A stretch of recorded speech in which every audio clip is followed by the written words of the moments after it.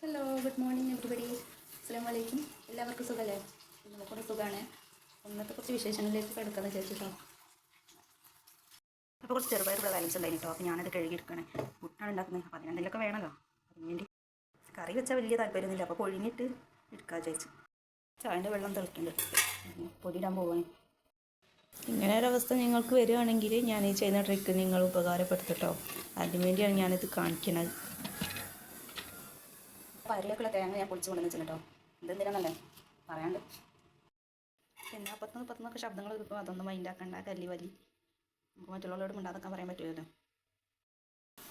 പയറിലേക്കുള്ള തേങ്ങ ഒക്കെ ചിരകി എടുത്തിട്ടുണ്ട് കേട്ടോ. രാവിലത്തേക്ക് പുട്ടാണ്. ആ കുട്ടികൾക്കുള്ള പൊടിയാണ്. ഈ പൊടിയൊക്കെ ഞാൻ വെള്ളം ഒഴിച്ച് പച്ച വെച്ചതാണ്. പക്ഷേ ഉണങ്ങി പോയി, വെള്ളമൊക്കെ വറ്റിപ്പോയി. ഞാൻ ഈ പൊടികൾക്കല്ല തേങ്ങ ചിരകിയത്. അങ്ങനെ ഞാൻ ഈ പയറിലേക്കാണ്. പെരുന്നാൾ ഫിത്റിൻ്റെ അരി കിട്ടിയ കൂട്ടത്തിൽ കുറച്ച് നെയ്ച്ചോറിൻ്റെ അരി കിട്ടിയിട്ടുണ്ടോ. അപ്പോൾ ഞാനത് രണ്ട് ദിവസം വെച്ച് രണ്ടാമത്തെ ദിവസം വെച്ചപ്പോൾ ചോറ് കുറഞ്ഞു പോയി. അങ്ങനെ രാത്രി ഞാൻ ഗോതമ്പ് പുട്ടുണ്ടാക്കി. ആ പുട്ടുണ്ടാക്കി എല്ലാവരും തിന്നു. ചെറിയൊരു കഷ്ണം ബാലൻസ് ഉണ്ടായി. അപ്പോൾ ഞാൻ എന്ത് ചെയ്തറിയാം, അത് നേരം വെച്ചപ്പോൾ ഞാനത് കോഴിക്കാക്കൊക്കെ തിന്നല്ലോ, ആ പാത്രത്തിൽ ഇട്ടു വെക്കും. അബദ്ധം പറ്റിയെന്താ വിചാരിച്ചാൽ ഞാൻ അതിൻ്റെ ആ പുട്ടിൻ്റെ കഷ്ണത്തിന് മുകളിൽ ചില്ലുണ്ടായി, പുട്ടുംകുറ്റിൻ്റെ ചില്ല്. അത് എടുക്കാൻ പറ്റിയില്ല. എടുക്കാൻ മറന്നുപോയി. ഞാൻ പാത്രം കഴിക്കുമ്പോൾ എല്ലാ വയസ്സും കൂടെ അതാക്കി വെച്ചതിന് ഓർമ്മ വന്നപ്പോൾ ഞാൻ പുറത്ത് പോയി. കാക്ക കുത്തി തിന്നു. അപ്പോൾ ഞാൻ കാക്ക നാട്ടിട്ടോ. കാക്ക ആ പുട്ടും കഷ്ണം കിട്ടി പറന്നു പോയി.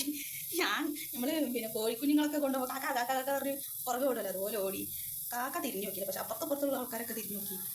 സത്യം പറഞ്ഞാൽ ആ കുട്ടീൻ്റെ സില്ല് പോയി. അപ്പം ആകെ ഒരു കഷ്ടപ്പാടിലാണ്. അപ്പോൾ അതിനാണ് തേങ്ങ പൊളിച്ചപ്പോൾ അതിൻ്റെ ഇതുണ്ടല്ലോ ചെടിയുടെ തുപ്പ് അടുത്തത്. പുട്ടുണ്ടാക്കാൻ ചെറിയ എളുപ്പപ്പണിയായി എനിക്ക്. ഇപ്പം ഭയങ്കര ബുദ്ധിമുട്ടായി പോയി. കടയിലൊക്കെ പോയി നോക്കിട്ടോ, പുട്ടുപറ്റിയ സില്ലിന് വേണ്ടി കടയിലൊക്കെ പോയി നോക്കി. പക്ഷേ എന്താണ്, ഇപ്പോൾ ചെറിയ സ്റ്റീലിൻ്റെ കുറ്റിയാണല്ലോ, ഇതിൻ്റെ അലൂമിനിയത്തിൻ്റെ കുറ്റിയാണ്. അപ്പോൾ അതിൻ്റെ ചില്ല് കിട്ടാനില്ല. ചില്ലിന് അധികം വില ഒന്നുമില്ല, 5 രൂപ 10 രൂപ അങ്ങനെയൊക്കെ തന്നെ ഉള്ളൂ റേറ്റ്. പക്ഷേ എന്താണ്, അതിനനുസരിച്ചുള്ള ഒരു ചില്ല് കിട്ടാനില്ല. ഇനിയിപ്പോൾ അലൂമിനിയത്തിൻ്റെ പാത്രമൊക്കെ വിൽക്കുന്ന ആ ഭാഗത്ത് പോയി നോക്കണം, എന്നാലും അവിടെ കിട്ടുള്ളൂ. സത്യം പറഞ്ഞാൽ ഇത് വലിയ കുറ്റി ആയതുകൊണ്ട് തന്നെ ഉണ്ടോ ഒഴിവാക്കാനൊരു മടി. പണി പെട്ടെന്ന് തീർന്നു കിട്ടും. ഇനിയിപ്പോൾ ഒരു 500 കോടിയൊക്കെ വെക്കുകയാണെങ്കിൽ ഒരു 2-3 കുറ്റി ആകെ പെട്ടെന്ന് വരികയാണെങ്കിൽ പെട്ടെന്ന് കഴിയട്ടോ. ഞാൻ ചില്ല് ഇനി കണ്ടെത്തണം. 2 ചില്ലുണ്ടായിനി, 2ഉം പോയി. ഞാൻ വാങ്ങിക്കുമ്പോൾ 2 കിട്ടിയതേനി. നേരത്തെ ഞാൻ അടുത്ത ചേരിൻ്റെ തുപ്പുണ്ടല്ലോ, അതുകൊണ്ട് ചെയ്തതാണ്. അതിൻ്റെ ഉള്ളിൽ വെച്ചിട്ട് വേണം 3 കഷ്ണം ഉണ്ടാക്കുന്നത്. ചിലപ്പോൾ ഇനി 1-2 കഷ്ണം ഉണ്ടാക്കി കിട്ടിയാലാവും. പയർ തേങ്ങ ഇട്ടോ, സൂപ്പർ ടേസ്റ്റാണ്. ഇതിൽ ചില ആൾക്കാർ പഞ്ചസാര ഇടും, ചിലർ ഉപ്പൊക്കെ ഇട്ട് അച്ചെടുത്ത് തിന്നു. ഇവിടെ എൻ്റെ ചെറിയ മോന് ഭയങ്കര ഇഷ്ടമാണിത്. എന്താണെന്നറിയില്ല, എന്തുകൊണ്ടെന്നറിയില്ല, ആവി വന്നില്ല, പുട്ടിനാവി വന്നില്ല. വരുന്നുണ്ട് കേട്ടോ, ചെറുതായിട്ട് വരുന്നുണ്ട്. പുട്ടുകൾ റെഡിയായിട്ട് കിട്ടാം. ഇടയ്ക്ക് ആ ചേരിൻ്റെ ഒരു ഇതുണ്ട്, അങ്ങനെ വ്യക്തമായിട്ട് കാണാൻ പറ്റുമോ അറിയില്ല. അതായത് നെട്ടിക്കൽ പുട്ട് എന്ന് വേണമെങ്കിൽ പറയട്ടോ. നോമ്പിന് പെരുന്നാളിൻ്റെ വീഡിയോ ഒക്കെ ഇടണമെന്നൊക്കെ വിചാരിച്ചത്, പക്ഷേ ഇടാൻ കഴിഞ്ഞില്ല. കാരണം എക്സാം ടൈം ആയതുകൊണ്ട് ടീച്ചേഴ്സൊക്കെ ക്ലാസ്സും കാര്യങ്ങളൊക്കെ ഇടൽ ഈ ഫോണിലാണ്. അപ്പം പിന്നെ ഞാനായിട്ട് അതിനൊരു കുട്ടികൾക്ക് ഒരു തടസ്സം ഉണ്ടാക്കേണ്ടത് വിചാരിച്ചിട്ടാണ് ഞാൻ ഒന്നും ചെയ്യാതിരുന്നത്. എക്സാം കഴിഞ്ഞ് സ്കൂളൊക്കെ പൂട്ടി, പെരുന്നാളും നോമ്പും കഴിഞ്ഞ് മദ്രസയും തുറന്നു.